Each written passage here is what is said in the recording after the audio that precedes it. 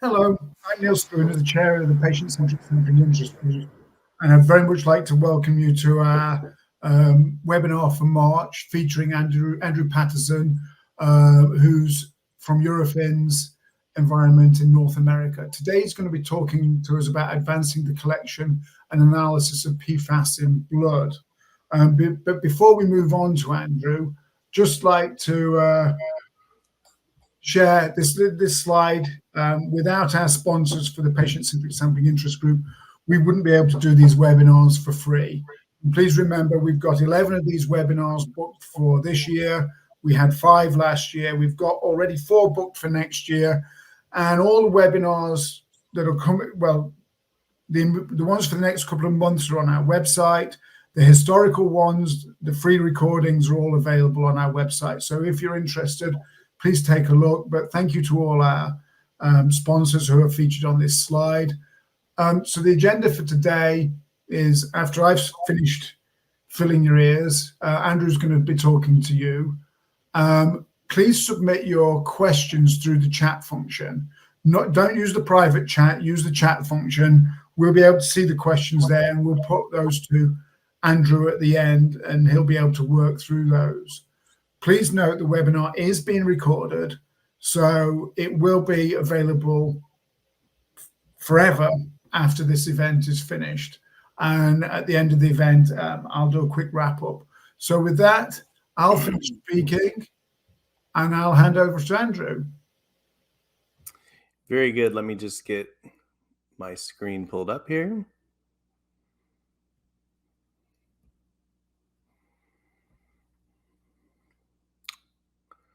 Can you see my screen? Yes. Wonderful. Good morning, good afternoon. My name is Andrew Patterson. I'm the VP of Innovation and Development for Eurofins Specialty Services. Really what that means is I get to work with some amazing scientists and very high-end instrumentation, mostly in North America, to come to bring you solutions around PFAS and around legacy contaminants and other POPs. So let's just dive right in. We're going to have to move pretty quickly. This is the only structure in the entire presentation, I promise. Today, we're going to cover some PFAS background, but briefly, we're going to talk about how complex it is to test for PFAS. We're going to look at the approach that we came up for PFAS in blood, and we'll talk about what's coming up next for biomonitoring. So really quickly, PFAS, or per and polyfluoroalkyl substances, is not a new term. And this was a recent map published about all the presumptive sites that will have PFAS. I put some funding up on the right there, really not just to dive into the numbers, but more to see that there is a lot of dollars flowing into PFAS. And this could be anything from remediation research, destruction technologies, biomonitoring like we're doing, just general monitoring. So the full gamut all around PFAS.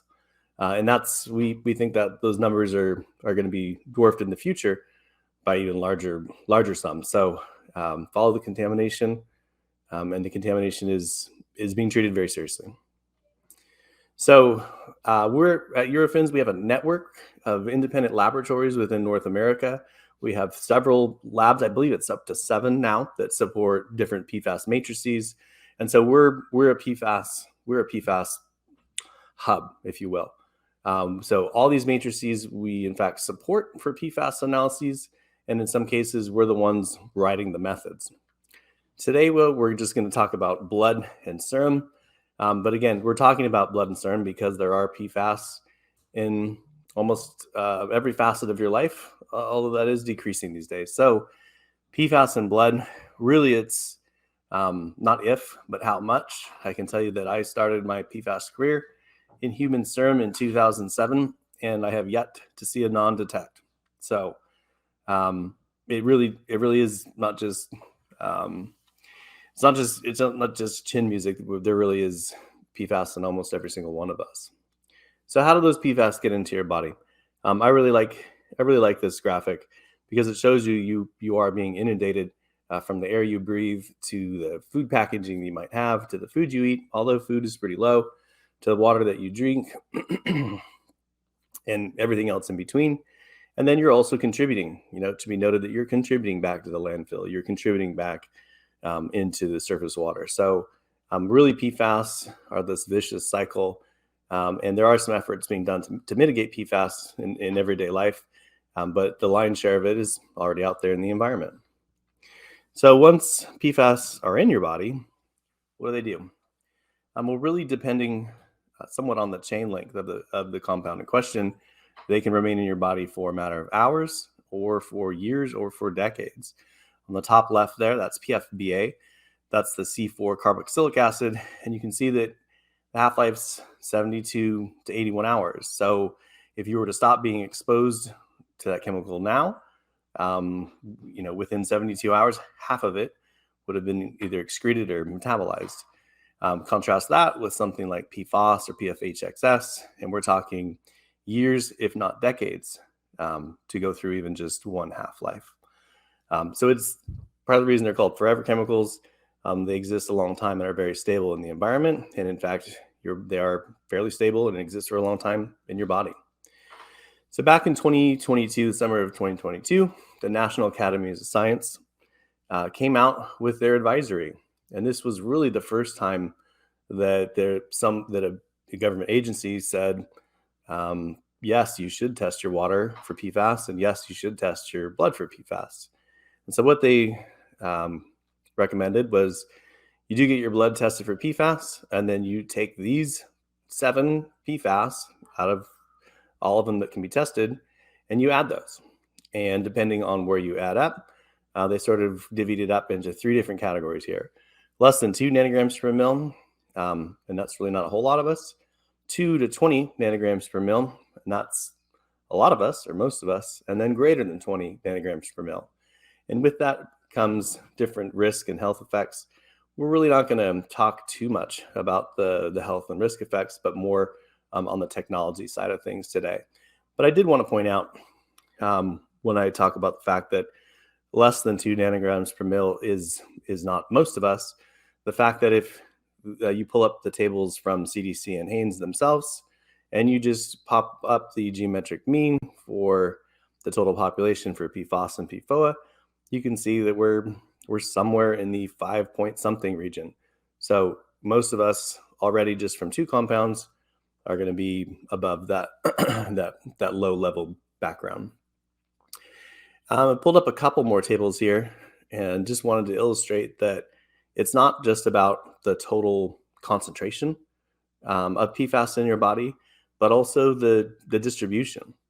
So a normal US distribution, and honestly, from what I've seen, every sort of geographic region should have their own databases to pull from because the patterns are different. But if you're in the United States, your PFAS should be higher than your PFOA, which should be higher than your PFHXS.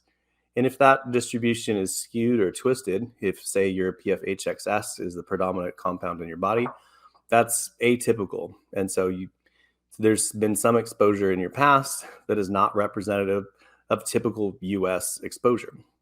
And that's also interesting. Most of the PFAS databases for blood are in serum. Serum is a little easier to work with, or has been traditionally. And I've just listed out some pros and cons of serum and whole blood.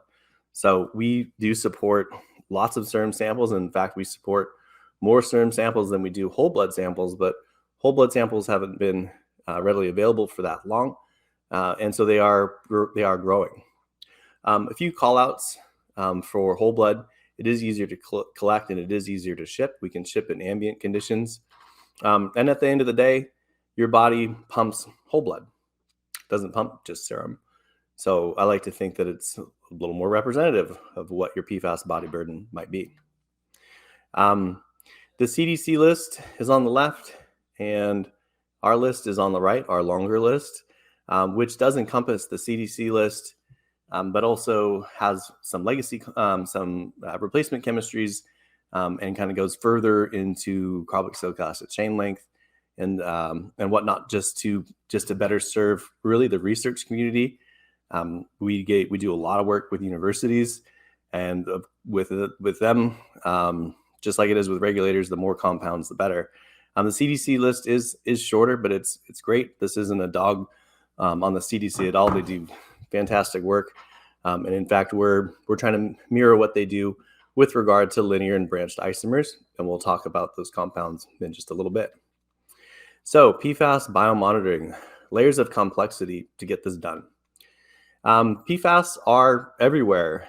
I've just popped a couple of pictures up on this slide, really showing that all the places that PFAS background can exist in the laboratory, from the solvents that we use down to the liner and the caps of the solvents that we use, the water sources. That's a picture on the top right there of some HVAC systems. HVAC has been known to be off-gassing some PFAS, especially shorter chain PFAS. The standards that we have used to be not quite as pure as they are now, which is good news. Pipette tips, different SPE media and glassware can all have PFAS on them. And in fact, humans can as well. You yourself can be a point source by some of the products that you would use.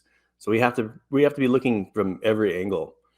And really, the take-home message for all of this is that PFAS blood testing really needs quality control umbrellas, because the very components that we can have would bias the results and cause our false positives.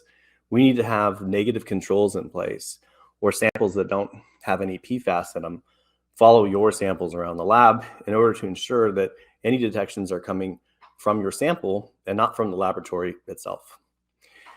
I hate slides with lots of writing on them. That's why I made this one, because I don't expect anybody to read this. I just wanted to lay out everything that goes into before we analyze any samples and what we do on a regular basis to analyze samples. So this is being recorded. If you want to come back and read all of this, you're welcome to it. Just know that PFAS testing we take very seriously, and the QA/QC is very, very rigorous. So in less words than that, defensible data is the summit of a mountain of effort. And really, since we're a PFAS lab first that's accredited for PFAS, and we have our PFAS reputation to write on, everything that we do is fully defensible. And we've been doing this a long time, and we like to think that we're only getting better out of it. So when you get your report, just know that really is a lot of effort behind that report that you can't quite see. So how do we approach PFAS? Well, traditionally, PFAS in blood, you would get a phlebotomist visit. They would do a blood draw. They would generate serum. That is where you let the blood clot first, and then you centrifuge after that to separate out the phases. We can deal in plasma. If you have a project that you need plasma delivered on, we can also support that. But typically, more typically than not, it's serum, and that is because most of the databases are in serum, so they match up. But after you generate that serum, you do have biohazardous shipping that does have to be temperature controlled. So we thought serum works, but it's logistically complex. And what if there was a better way?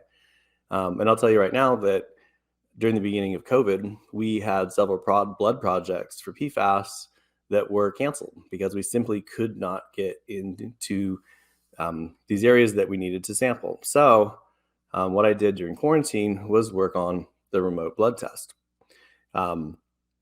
This has the benefit that there isn't a phlebotomy cost or inconvenience.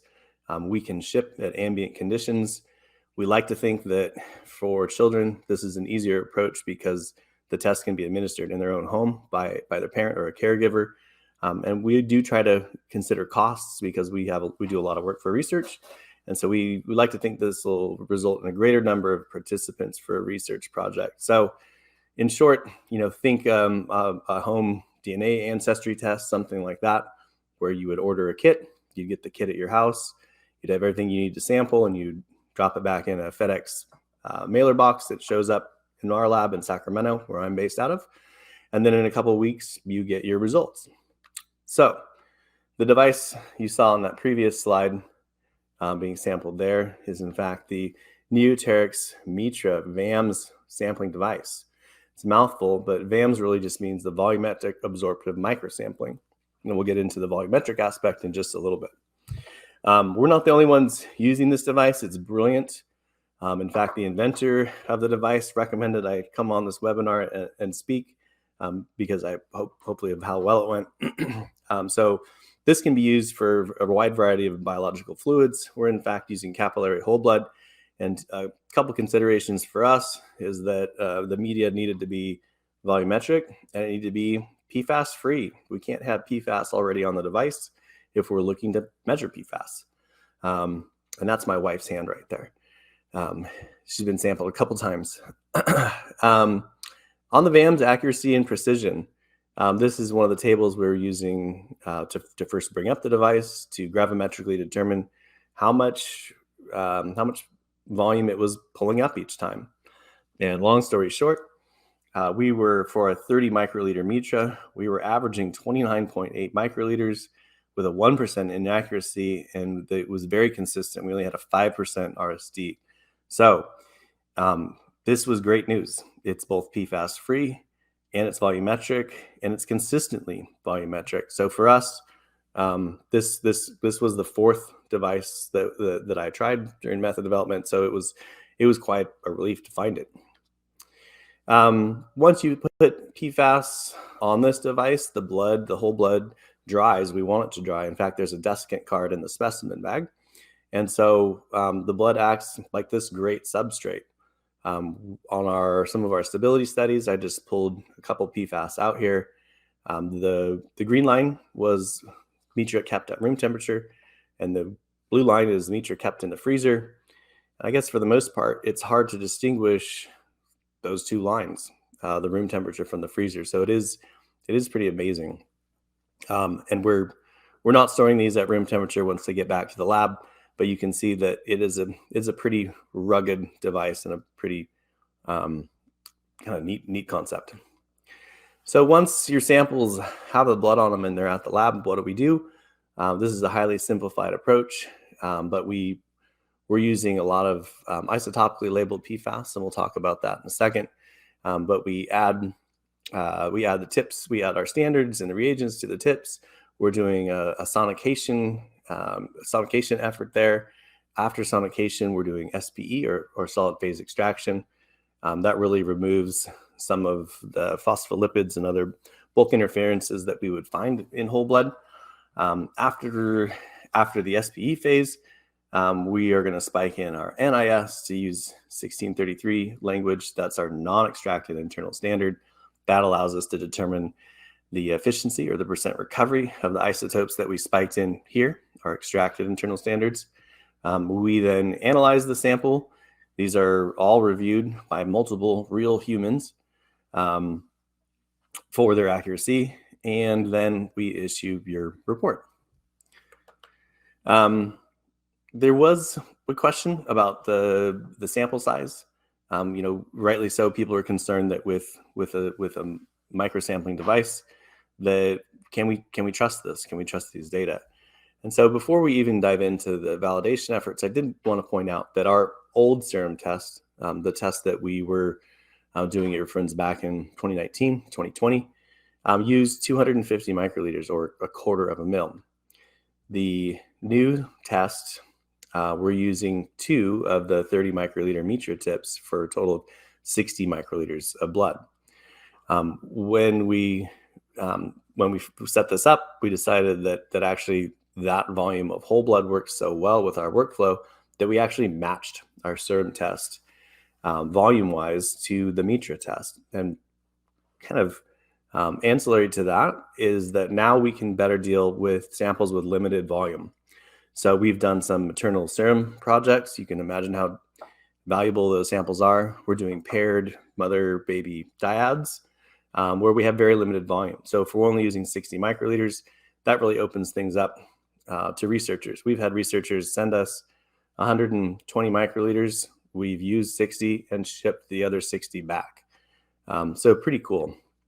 So the take home really is that the volume of the new tests is about 4 times smaller, but our instruments, the new instruments we have, the SciAx 7500s, are safely 10 times more sensitive. So we're not saying we can do everything in the sun with a couple drops of blood, but we are saying that we can do PFAS pretty well with a couple drops of blood. mentioned earlier adding isotopes to the samples. So why use isotopes? And by the way, these are not radioactive. These are stable isotopes using carbon-13 labels of PFAS themselves. So the benefit here is that they really do mitigate false positives and false negatives. And I'll take a second to describe what you're seeing on the right there. So on the instrument itself, the target compound, or the native PFAS in question, has two different ions, one that we measure the quantitation on and one that we qualitatively need present to assure that what you're seeing is in fact a positive. And then on the bottom there, you can see that we have 13C4 PFOA. So right away, visual cues, if this compound was not there, you would know that the test worked because you can see that isotope with confidence. And then, so that's protecting against false negatives. And then false positives, you can see if this retention time didn't line up exactly with the isotope, you'd see that right away. So it can prevent false positives. And then even better than that is the fact that if there's any suppression or enhancement of the PFAS, that they're going to be loss correct. That same suppression or enhancement will be happening to the isotope in question. So the data are in fact loss corrected, and you can have, you could in fact spill some during extraction or cleanup, and you'd still derive the correct starting concentration. We're a huge proponent of isotopes. We're using all that we possibly can. I would talk to whatever PFAS analysis you're looking to get done. Talk to your laboratory. Not only ask them what native compounds they offer, but talk to them about isotopes. Figure out how many they're using. This is also the most expensive way to approach it, but for us, this is considered the gold standard of quantitation. So we're always going to be adding isotopes as they become available. Isomers. You might have heard this called branched, linear, and total. And you'll remember from the tables earlier from the CDC that for some compounds, for some PFAS, they're looking for the L version, or the linear version, and the BR version, or the branch version. So think of these like Legos that you would take apart a certain Lego, put the same number of pieces back on that Lego, but it might have a different shape. That's kind of like what isomers are. And in fact, the isomers have different retention times than the linear isomer. And so we can distinguish these on the instrument. I should point out that in the environment, we do encounter different mixtures of both linear and branched isomers. And as a result, in our blood, we accumulate different ratios of linear and branched isomers.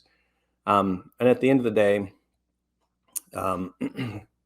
your PFAS body burden is the sum of the linear and the branched isomers, well, not just one or the other.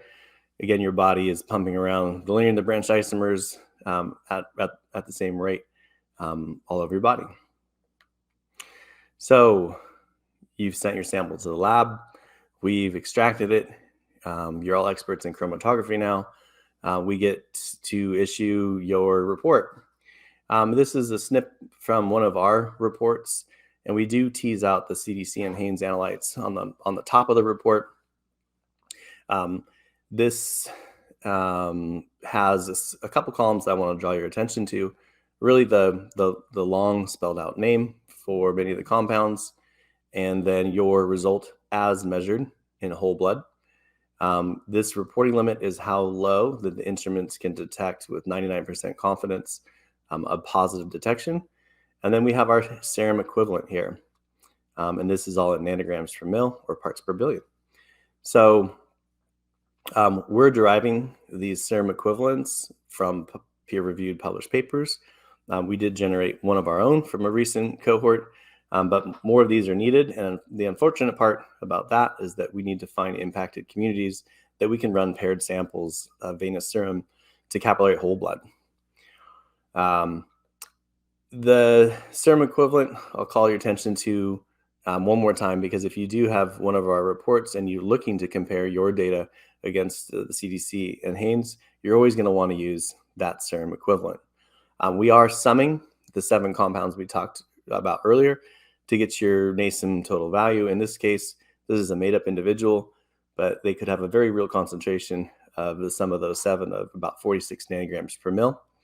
That's the value that you then take and plug into the National Academy of Sciences ranges and kind of see where you pop out. So we're kind of working backwards now. How do you know that any of what I just said is real at all? And you should be asking that. We did publish a peer-reviewed study back in May 2023. This was published with Eurofins, Michigan State University, in conjunction with Duke University and also Colorado School of Mines. This was a 50-person cohort up in Parchment, Michigan. You never guess what they do up there. A lot of paper coding. We really did try to approach this from a really rigorous direction, in that we did paired venous whole blood, venous serum, and capillary whole blood, and pitted those against each other, because this we really did try to stress this to see where it worked and where it didn't. We did have the capillary whole blood collected by the cohort individuals with Mitra. So the serum samples, both whole blood and venous serum, were collected by professionals, and the capillary whole blood was collected by the participants themselves. There are some pretty astounding levels, and you can read about it more in the paper. But we did, for PFAS, we reached 120 nanograms per mil. And for PFOA, it was above 200 nanograms per mil. This was actually above our initial calibration range. And so it was a shock to see some of these levels, that we actually had to dilute the samples after the initial injection to get the concentrations within our concentration range.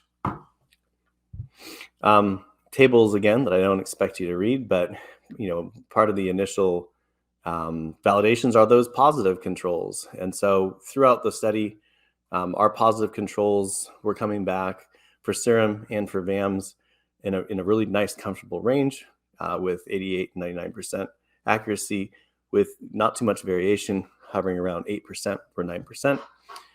Again, what this tells us is that if there were PFAS present in these samples, that we could detect them and detect them accurately. So how do the blood components compare? I pulled two tables here, and apologies, they do seem to be a little fuzzier than I first thought.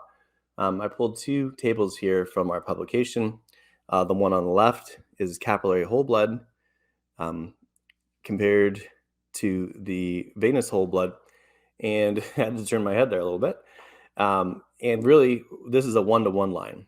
And so that tells us, because capillary whole blood really is a mixture of a couple different bloods, but venous whole blood is specifically venous whole blood. So do those match? And we determined that yes, capillary whole blood and venous whole blood do match when it comes to PFAS concentrations. And then we had to determine, does capillary whole blood, is it predictive of serum concentrations? And that line that's plotted there is really the 2-to-1 line. So for the selected PFAS that we pulled out there, you can see all the data line up really well. So yes, that capillary whole blood is predictive of serum concentrations.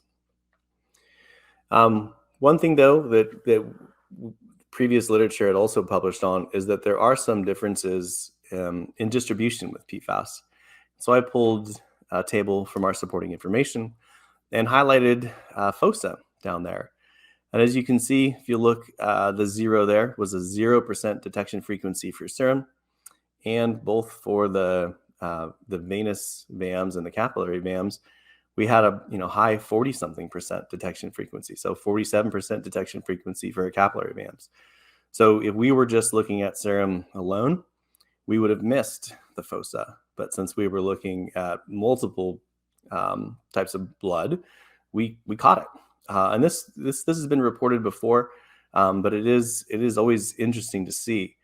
And so, why would you care about fossa? It's not on that National Academies list or anything like that.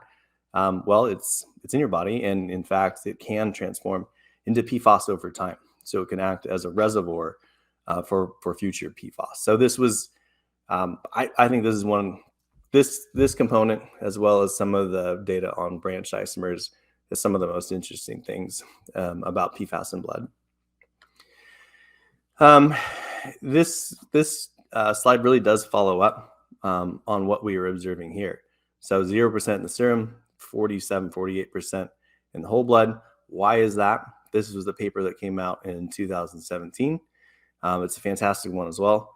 And really, I've highlighted the fact here, this is the distribution difference, the ratios between serum and whole blood. So when we're above 1, the distribution is driven towards the serum. And when we're below 1, the distribution is driven towards the whole blood. And you can see here for fossa, that's 0.2. So that's about a 5-to-1 ratio of whole blood to serum that fossa wants to exist in. So that's what we were observing before, has previously been published on, which is great, because then we can describe what we're seeing and use that coefficient.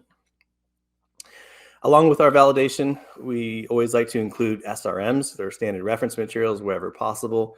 One of the most famous and widely used is NIST SRM 1957. This is on human serum, and really we approach this 2 different ways. We absorbed a little bit of the serum with our VAMS device, and the serum technique was pipetted like we would for live samples. And you can see that, in fact, the VAMS, although a little more accurate, this was a little less precise than the serum approach, but still both sets were very agreeable with our team and others. I will call some attention to PFUNA. This was right down near the detection limit of our study. And you can see that both the VAMS and the serum approach are predicting that low level positive pretty well. We did find additional PFAS, and NIST asked us to publish whatever we found. And so we did find and published on 4 additional PFAS in that NIST serum, even though there aren't recovery values there because they haven't been published on enough. So go find these guys and publish on them. It's going to help the whole community out. That's like a call out, right? Okay. So what comes next with PFAS in blood? I think one of those things is going to be occupational testing. When you first say this, people kind of take a breath and they're not quite so sure about it. But if you think about it, we were already getting drug screens and background checks when we show up to a business. Imagine you're working in an industry that has PFAS around it. You get your background check, your drug screen, and perhaps you get your PFAS baseline. Because if you show up with a highly elevated PFAS baseline on day number 1 of your job, well, that's not from your current employer. That's from your previous, you're a composite of your lifetime of exposure. So that protects the employer. Now, to protect the employee, you should have personal protection equipment, or PPE, that is protecting you. And so your levels shouldn't be going up. So not only are you going to get a baseline test, you're going to get some follow-up tests on a regular basis to ensure that you are being protected. So I like to think that PFAS testing is going to protect both parties equally. What comes next? International PFAS in blood launch. I'm very pleased to announce that our Japanese colleagues have taken our kit, our PFAS exposure blood kit, and are running with it. And in fact, there does seem to be a lot of interest in Japan. And this is, I've never been part of an international business collaboration, but this has gone great so far. And we're just over the moon that our Japanese colleagues are bringing on this test, and that there's increased interest in PFAS testing. And I can assure you that I haven't seen a country yet that doesn't have some level of PFAS in it. Speaking of, this is at least a year underway now. There was a factory in Antwerp, Belgium, that was producing lots of PFAS, and that factory's was shut down for a while. I think it might still be shut down, but it seems like there is elevated PFAS background in Antwerp. And so our European colleagues reached out to us because they knew we had this test. We helped bring them online. And since then, the Eurofins in Europe has launched the largest European biomonitoring PFAS project ever. This is a big deal. Recently, there was some news blurbs because, not surprisingly, when they give this test to different members of the parliament, they're finding lots of detections. Politicians are people too. So it's not surprising that they have PFAS in them, but it does tend to make the headlines because then the issue becomes very, very real for people. So between the Japanese launch and the ongoing Belgium biomonitor, you can see that the groundswell is here, and it really is here for whole blood. Although with the Belgium study, it is being collected both in whole blood and serum.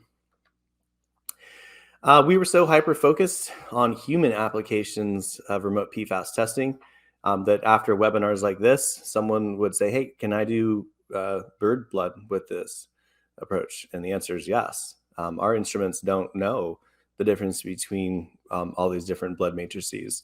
And our method really is set up for whole blood and serum and plasma. But we can do all sorts of whole blood and serum and plasma. So we do have projects underway for avian, rodent, and fish species, and who knows what else is out there. If somebody finds a Bigfoot, I'm happy to test Bigfoot's blood for PFAS. That would be groundbreaking.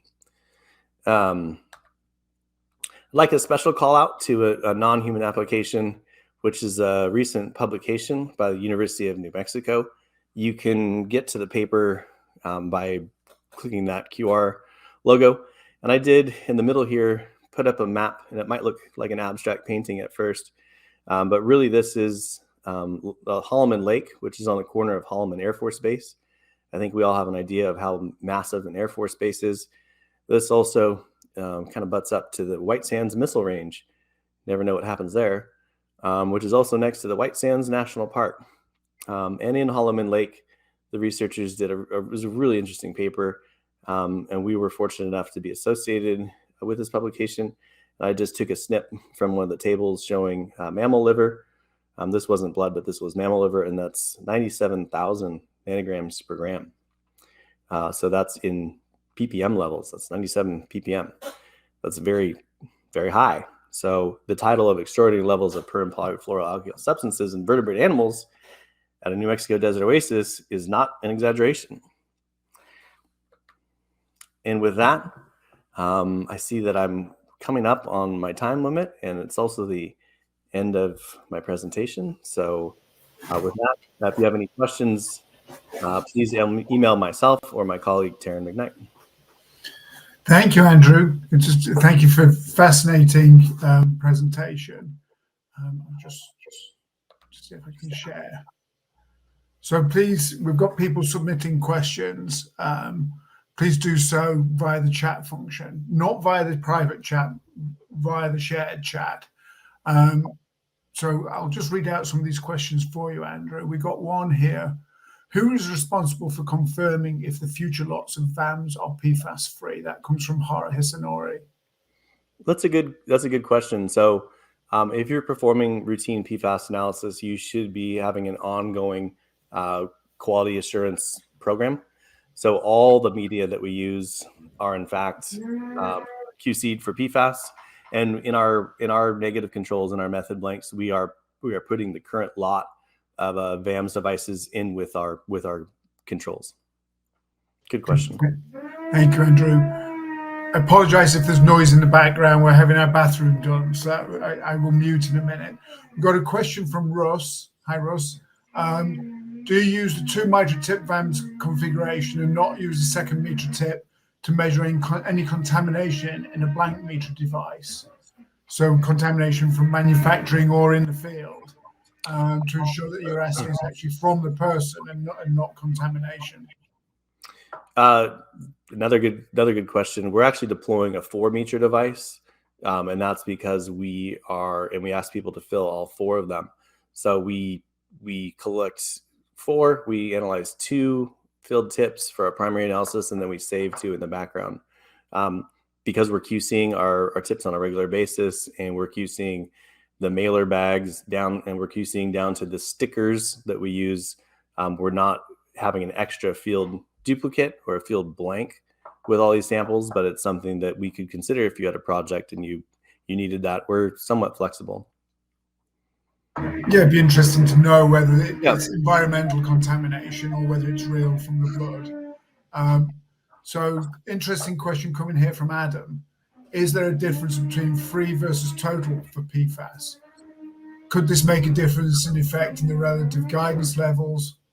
What about accepted levels for tissue exposure and any particular organ that is known to have high levels? So the on the first question, I'm not quite following free versus total PFAS. On some of my slides, when it said total PFAS or total PFOA, that means the sum of the linear and branched isomers. And we, if you meant total PFAS, you want to mute a little bit. I think what they're meaning is, so a lot of molecules in circulation might bind to serum albumin, alpha-1 acetylglycoprotein, things like that. So I think they're just asking, is there a difference? Undoubtedly, there are other PFAS in your bloodstream that are binding to albumin. One of our first steps is that we perform a protein crash, and we're liberating, we'd like to think, all PFAS from those proteins. And remember, we are adding our own analogs, our own isotopes to that sample before we do anything else and letting it equilibrate.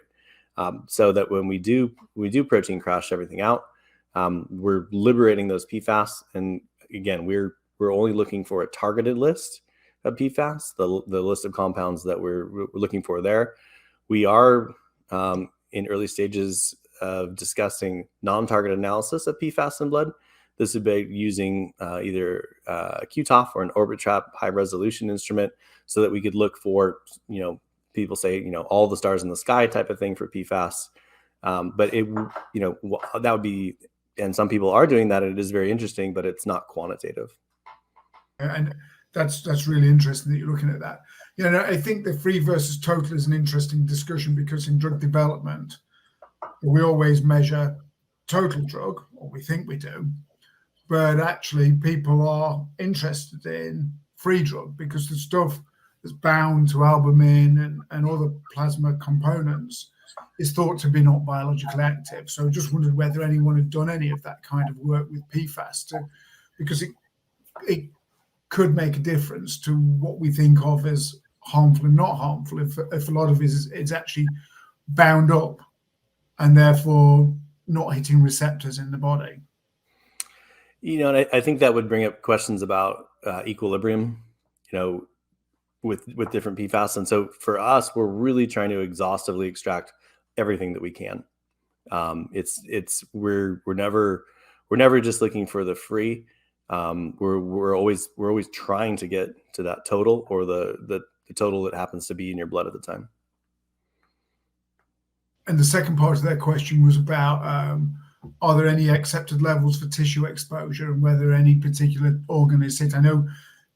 I think it was with some of the animal data, you've got liver data there. Is there any of that kind of data for humans, and are there levels acceptable? I don't know of specific organ data for humans. It would be interesting. We have been asked to look at biopsied tissues, and it's something that we can do. Again, we're looking at all sorts of different animal tissues, and if we happen to get a human liver, we could absolutely run that through our tissue extraction process, which is different than our blood extraction process. But I don't know of any guidance for specific tissues, and I honestly don't think it's been studied very well at all. The only guidance that I've heard of is around blood. Thank you, Andrew. So moving on to the next question from Vinicius. Have you optimized the extraction procedure at any level? More specifically, is there a reason for combining both sonication and shaking instead of just using one of the two? Was it a protocol suggested by Neoterics? So we've really everything that we're doing extraction-wise is in that paper. It's great when we can publish. I work on a lot of kind of secret things where we can't say how we do it. I would say that if I had my druthers, I would just sonicate things. I think it's a little more aggressive approach than shaking. But we have done both in the past. That slide you saw was somewhat of a generalization of what we would do. Okay. There's another question from Adam. can you mention where exactly in the sample extraction process you add the PFAS stable labeled internal standards for the meter tips, e.g. in the extraction solvent solution, or is it in the addition later in the extraction process? And I think you did cover that in your slides. Well, but I do want to point out that we do spike the isotopes directly onto the meter tips. We just let those soak. Thank you. Another question from Russ about longitudinal testing, commenting that that's an interesting idea. I'm just wondering how you differentiate between PFAS accumulation solely from your workplace when you can't do a null hypothesis experiment. You can't, I think that's where some of the nuances in linear and branched isomers are going to come into play, or for novel detections. We cast a pretty wide net with our list of 45 PFAS, and a lot of those are non-detects. But if we run into a population that does have unique exposure that's outside of typical exposure, we'd like to think that we can capture that exposure by including as many PFAS as possible. But you're exactly correct.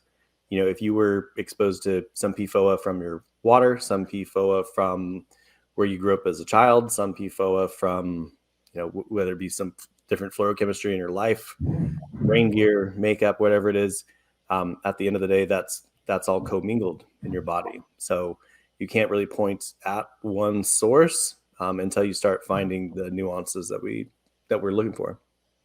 So, I have before we go back to some of the other questions, I have a question myself. If you come back, if someone comes back with high PFAS levels, what does that mean to them? What's the follow-up? What happens to them? Well, honestly, the follow-up, the first follow-up is, can I have my water tested? And we do a lot of water testing as well, or people say, can we do remote air testing?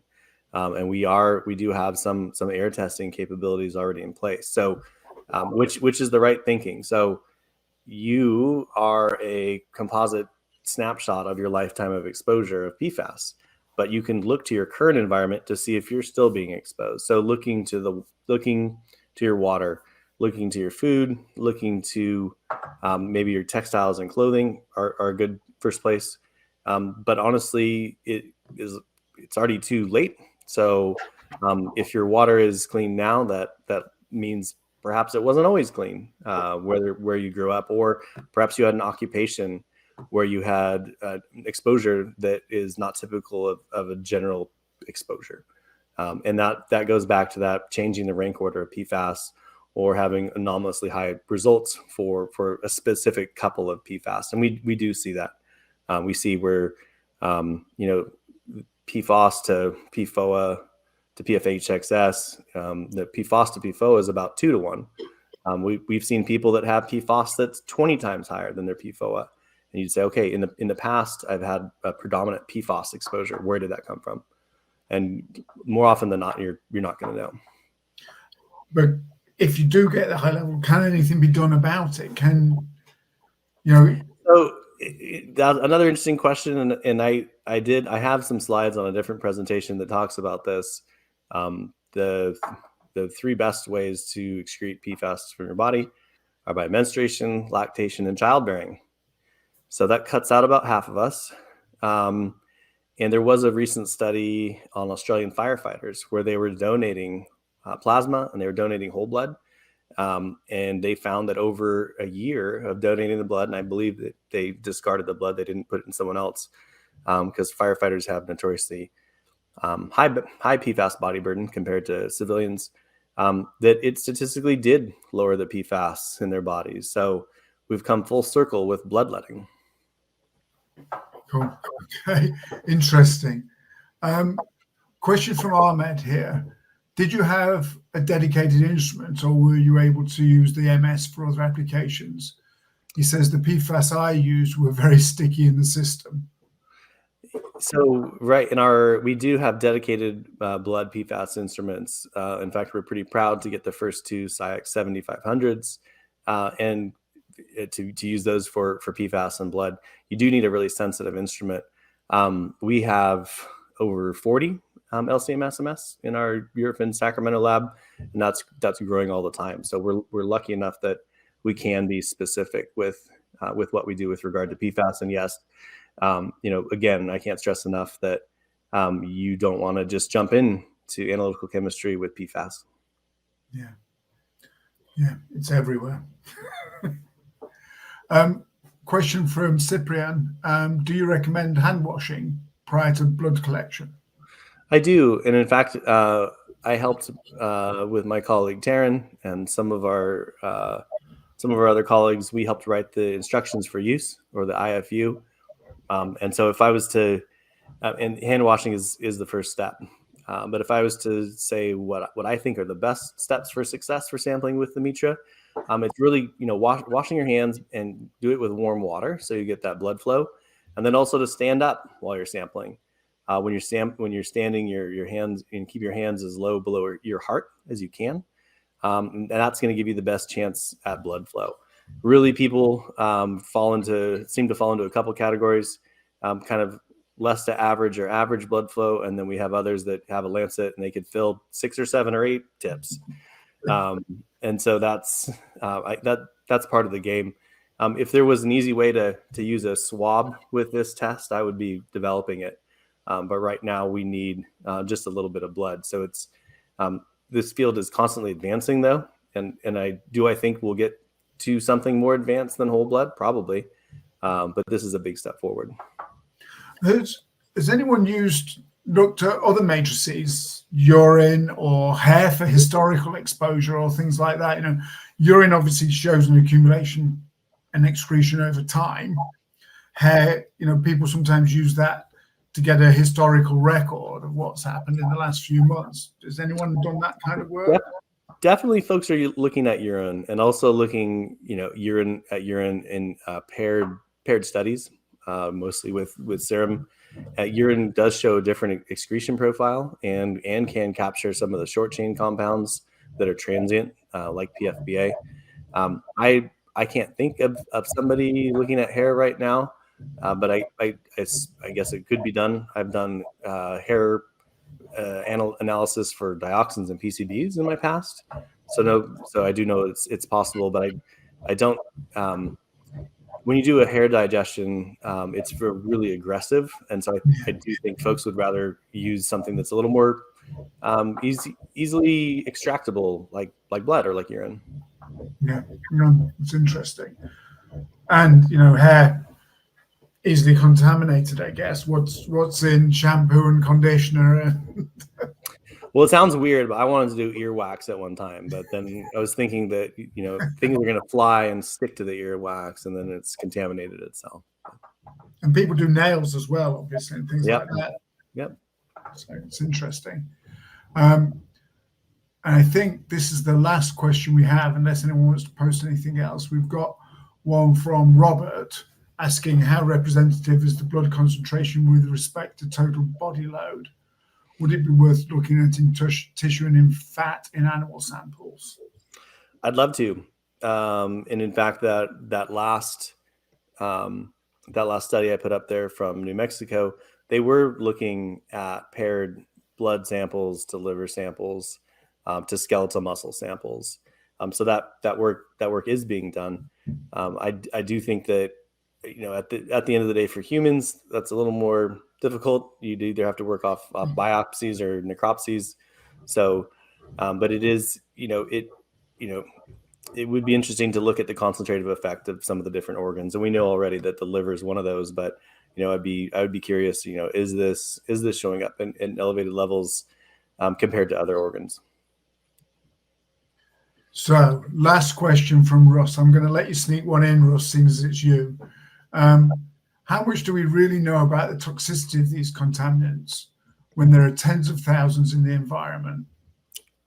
That is the $20,000 question right there. So the toxicity knowledge base is growing every year.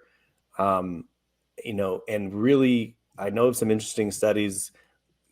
Just because you hear short chain PFAS like PFBA, I know of some interesting studies on renal function in PFBA that are going on right now. And that's just one PFAS. but your question, your comment on how do we know, what the toxicity of some PFAS are when you're exposed to tens of thousands, we don't. Right now, I can tell you that our aqueous test is growing to over 100 targeted PFAS compounds, and that's because that's about every analytical standard that's out there. So, in 5 years ago, that number was dozens less than that. So as more analytical standards become available, then we can target for those compounds, and then we can use them as individual markers for toxicity. So really, we need as many standards as we can, and we'll be adding them as they're available. And are they all in one assay? What's that? The 100? Yeah. Yeah. Wow, that's cool. It is cool. That's, we all know how difficult sometimes it is to get 3 or 4 analytes in a single assay. To get 100 in there that's in an LCMS method. That's brilliant. Yeah. So that's the state of things. We used to congratulate ourselves back in 2005, 2006, 2007 for just PFAS and PFOA, and jump forward to now, and we're cracking 100. Cool. No, that's really exciting. So I'd like to thank you, Andrew, for a really interesting presentation and a great Q&A session. Thank you to all our attendees for putting in some really interesting questions here. And we had a great discussion. Just like to share a couple of slides before everyone disappears. And I can see people are already disappearing, so that's okay.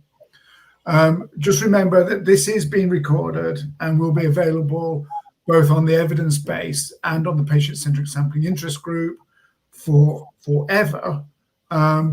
Just a quick plug for next month's webinar, which is going to be focusing on sports drug testing ahead of the Olympics coming up in Paris. So we've got David Cowan, who ran the drug testing lab for London 2012, and Daniel Eichner from the University of Utah, who is involved in drug testing in sport in the USA and globally.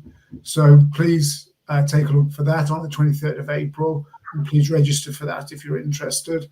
For those of you that don't know about the patient-centric sampling interest group, please, we're available. We're a closed group on LinkedIn. Anyone can join to just discuss all things patient-centric sampling. Our website has a lot of resources. There's some listing here of the kinds of things that we're doing. We are based upon people giving their time and resources and their passion to help us get things done, to help just move the barrier on getting patient-centric sampling processes more widely understood and more widely accepted. And again, I'd like to just thank our partners who enabled this all to happen today. And I'd like to finish by thanking everyone, and thank you, Andrew, for a fascinating webinar, and thank you to the audience for great questions and a really good discussion today. Really great questions. Thank you very much. Thank you for having me. No, you're welcome. It's fun. Thank you all.